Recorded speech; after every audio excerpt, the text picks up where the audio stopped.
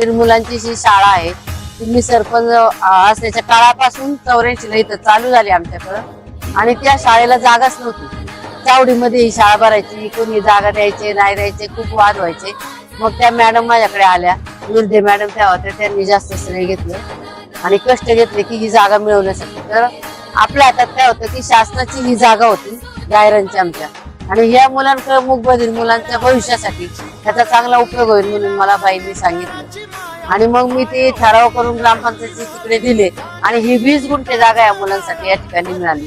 त्याच्यामधले काही विद्यार्थी लग्न होऊन सर्व्हिसला लागून त्यांची मुलं पण काही इथे शाळेत येतात, तर मला समाधान वाटतंय। असं सत्तेवर असल्यामुळे मी हे करू शकले।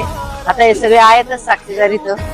मी या शाळेत नेहमी वाढदिवसाला याला पण आम्ही या ठिकाणी काही कार्यक्रम देतो की जेवण असेल किंवा काही वाटप फळाचं असेल किंवा मुलांचा काय कार्यक्रम असेल तर आम्ही आधी मधी वेळ मिळेल तेव्हा या ठिकाणी येऊन पाहत पण मी असते कसं चाललेलं आहे।